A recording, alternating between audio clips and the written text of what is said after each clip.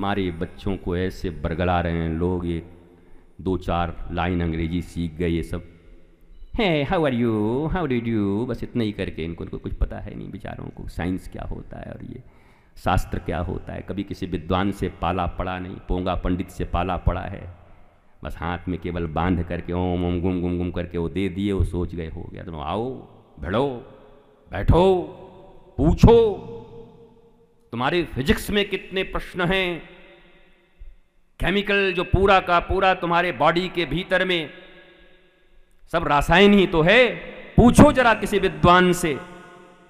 तुम्हारी केमिस्ट्री तो आज बनी हो, पूरी केमिस्ट्री तुमको पढ़ा देगा बैठकर। तो शायद इसीलिए मेरा फेवरेट सब्जेक्ट केमिस्ट्री था, 100 में 120 नंबर लाने वाला मैं ही। अब दे दिया था हमको तो हम क्या करें, बाद में उसने काट के 98 बना दिया और ये बोला गलती से दे दिए। 6 प्रश्न होते थे, 6 क्वेश्चंस, और टक टक टक टक टक टक 6 में से 5 लिखने होते थे उस जमाने में। मैंने 6 लिख दिया और दिया, टक टक टक दिखा 120/100 बोला है ये कैसे हुआ। तो चेक किया, 6 का 6 लिख दिया, फिर काटा, फिर 2 नंबर एक जगह से काटा, 98 दिया हमको। हम बोले चलो जी ठीक है बढ़िया है। तो आप जब कभी किसी विद्वान संत के पास, ऋषि के पास बैठेंगे तो विज्ञान की जितनी चीज़ें आप जानते हो वो बैठे बैठे अपने भागवत, अपने वेद और शास्त्रों से जानते हो उतनी चीज़ों को। पर आपको ऐसी चीज़ें पढ़ाई गई उनके खिलाफ में कि हमारी संस्कृति के लोग हमारे विरुद्ध होते जा रहे हैं धीरे धीरे। अरे ये सब पूजा पाठ हो गया, अरे ये सब बेकार, अरे ये सब धर्म कर, अरे ये सब बेकार, प्रैक्टिकल बनो, अरे प्रैक्टिकल बनो। प्रैक्टिकल तुम कृष्ण से ज़्यादा हो, प्रैक्टिकल भगवान राम से तुम ज़्यादा हो, प्रहलाद से ज़्यादा हो, मीरा से ज़्यादा हो, ये सब प्रैक्टिकल। शिवाजी महाराज जिसने लाखों मुगलों के दांत खट्टे कर दिए, समर्थ श्री रामदास जी के शिष्य हैं वो, गुरुदेव भगवान को अपना प्राण मानते।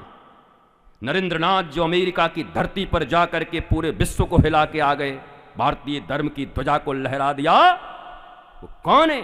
4th class fail Thakur Ramakrishna Paramhansa के शिष्य हैं। एकेडमिक क्वालिफिकेशन 4th क्लास की है उनकी, 4th। और उनका शिष्य जाकर शिकागो में पूरी दुनिया के ध्वज को झुकाकर और भारतीय संस्कृति के ध्वज को ऊंचा कर, पता नहीं ये बातें क्यों नहीं पढ़ाई जाती। हम सबको कौन से इतिहास पढ़ाए जा रहे हैं, कौन से क्या पढ़ाए जा रहे हैं, विकृति बांटी जा रही है, संस्कृति मिटाई जा रही है। ब्रह्मा जी ने चतुश्लोकी भागवत नारायण से सुना। भगवान नारायण ने कहा कि तुम्हें सृष्टि करना होगा। बोला प्रभु हम सृष्टि करेंगे तो जरूर, सर्जन करेंगे, लेकिन सर्जन का हमें मोह न हो इसका पहले दवाई दो। देखो सृजन करना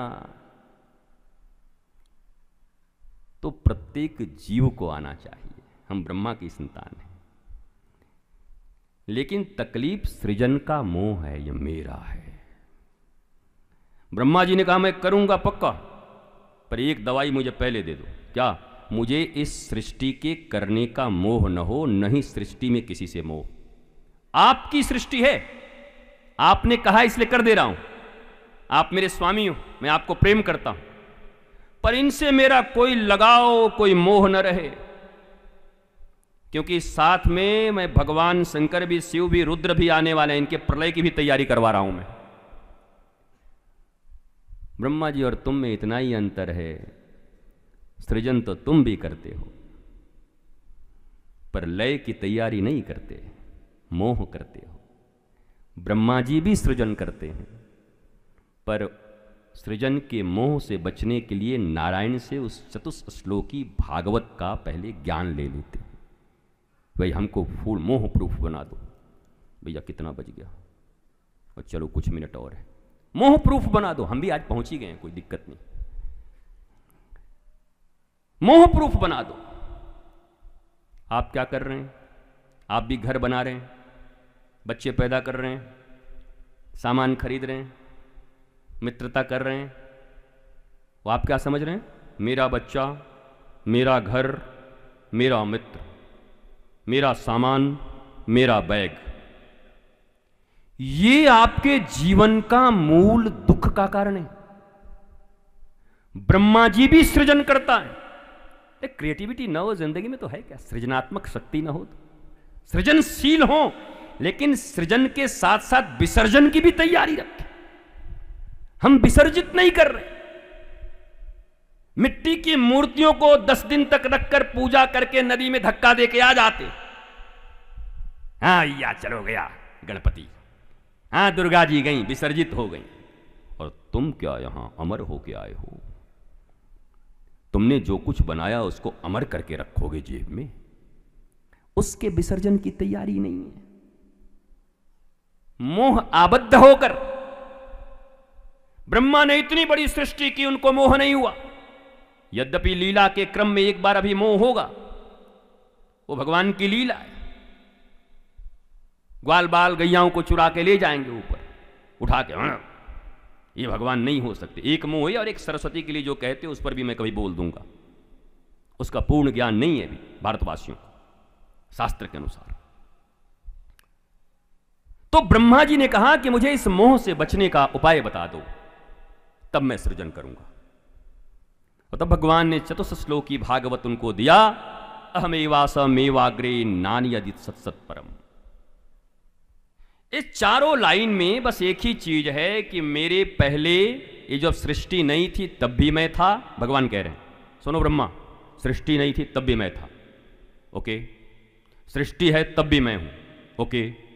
सृष्टि नहीं रहेगी तब भी मैं रहूंगा, ओके। अंडरस्टैंड? Yes sir. अब समझ गया कि आप ही आप हो, जिधर देखूं बस तुम ही तुम हो, इसमें नहीं फंसना हमको। तुम्हारा ये संसार है। एक बड़ी प्यारी सी बात तुमको बता देता हूं, सहजता से समझ लो।